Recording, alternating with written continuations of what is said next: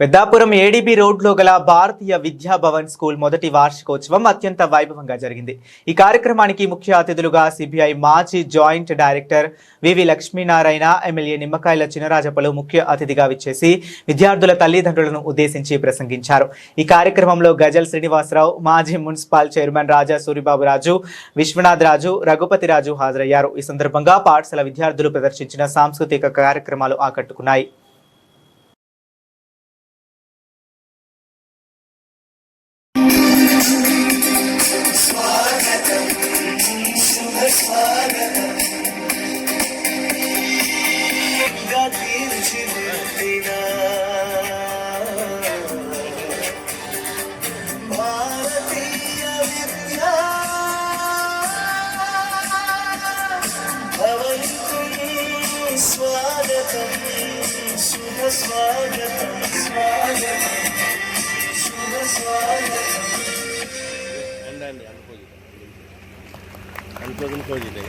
Thank you, Sri M. Paidaraji Garu sir, Srimati M. Prabhavati madam for this beautiful composition. Your parents, give them a big round of applause for this beautiful. ఆనందం కూడా కలడం జరిగింది.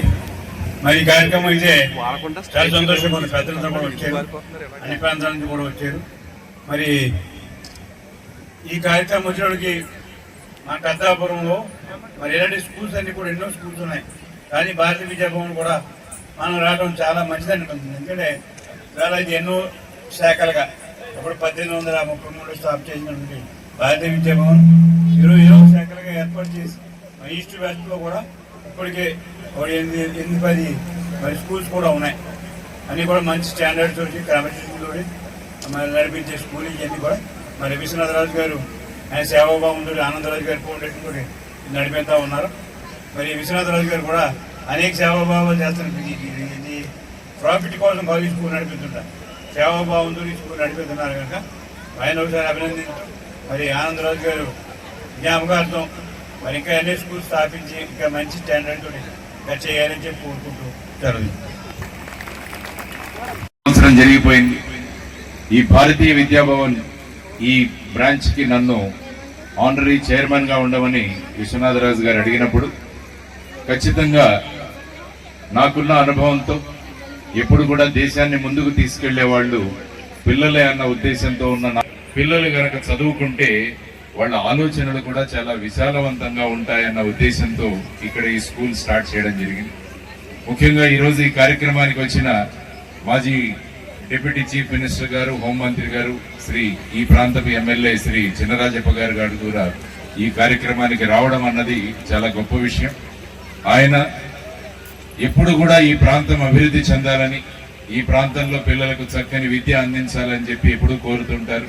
కాబట్టి వారి యొక్క సమక్షంలో శ్రీ గజల్ శ్రీనివాస్ గారు, ఆయన కూడా భారతీయ విద్యాభవన్తోనే ఆయన ఉద్యోగం మొదలుపెట్టారు. ఒక లైబ్రేరియన్ గా ఆయన భీమవరంలో పనిచేశారు.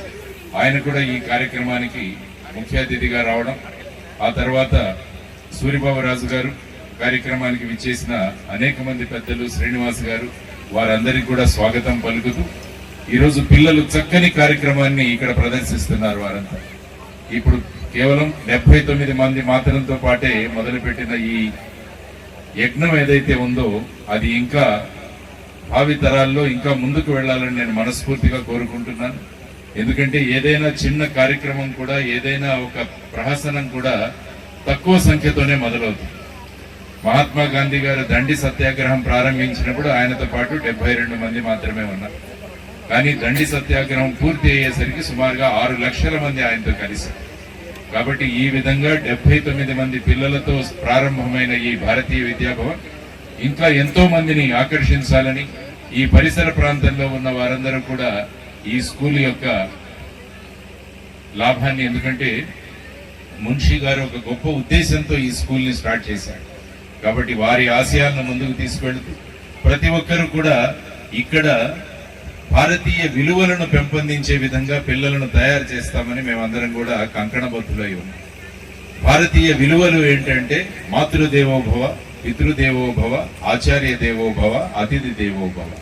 అమ్మా నాన్నలను గౌరవించే సంస్కారం, గురువుల్ని గౌరవించే సంస్కారం, అతిథులను గౌరవించే సంస్కారం ఈ పిల్లలందరికీ కూడా నేర్పించబడుతున్నాయి. ఎందుకంటే కేవలం విద్య మాత్రమే సరిపోతుంది. విద్యతో పాటు వినయం కావాలి, చదువుతో పాటు సంస్కారం కూడా కావాలి. అప్పుడే ఒక మంచి పౌరుడు ఈ పాఠశాల యొక్క ప్రాంగణం నుంచి బయటికి వెళ్లి ఒక అద్భుతమైన వ్యక్తిగా సమాజంలో ఎదగగలుగుతారు. ఆ విధంగా ఈ స్కూల్ని ముందుకు తీసుకెళ్లే ప్రయత్నం మేము చేస్తున్నాం. ఈ ప్రయత్నంలో భాగంగా మంచి మనసు పెట్టి పిల్లలకు చదువు చెప్పే టీచర్లను కూడా ఇక్కడ సెలెక్ట్ చేయడం జరిగింది.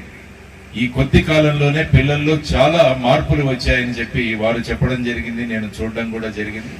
ఆ తర్వాత వచ్చే సంవత్సరానికి ఏమేమి కావాలన్నది కూడా ఈ రోజు కూర్చొని మీటింగ్ లో ప్లాన్ చేశాం. ఆ తర్వాత త్వరలో ఈ ప్రాంతంలో మొత్తం మన రాష్ట్రం నుంచి పిల్లలను తీసుకునే విధంగా ఒక కొత్త ప్రణాళికను కూడా మేము ఆలోచించాం. ఒక కాంపిటేటివ్ ఎగ్జామ్ పెట్టి ప్రతి జిల్లా నుంచి ఒక 2 పిల్లలను సెలెక్ట్ చేసే విధంగా వచ్చే సంవత్సరం నుంచి అది కూడా మొదలు పెట్టబోతున్నాం.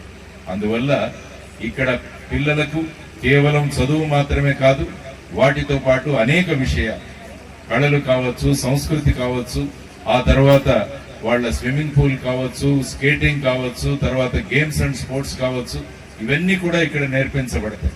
కాబట్టి మీరందరూ కూడా ఎంతో అదృష్టవంతులు. మీ పిల్లల్ని ఇటువంటి స్కూల్లో మీరు జాయిన్ చేయడం, వాళ్ళందరినీ కూడా ఇక్కడ చేర్చడం, ఖచ్చితంగా మీరు ఏదైతే మీ పిల్లలలో మార్పు కోరుకుంటున్నారో ఆ మార్పును ఖచ్చితంగా తీసుకువచ్చే బాధ్యత మేమందరం కూడా తీసుకుంటామని మీ అందరికీ తెలియజేస్తూ అందరం కలిసి పనిచేద్దాం. ఒక అద్భుతమైన వాతావరణాన్ని పరిసర ప్రాంతాల్లో మనం ఏర్పాటు చేద్దాం. కాబట్టి మీ అందరి కోరికలు ఏవైతే ఉన్నాయో, మీ అందరి యొక్క అభిప్రాయాలు ఏవైతే ఉన్నాయో వాటన్నిటినీ కూడా మనం నెరవేర్చే ప్రయత్నం చేద్దాం. కాబట్టి నేను ఎప్పుడూ చెబుతుంటాను, స్కూలు ఇల్లు వేరు కాదు.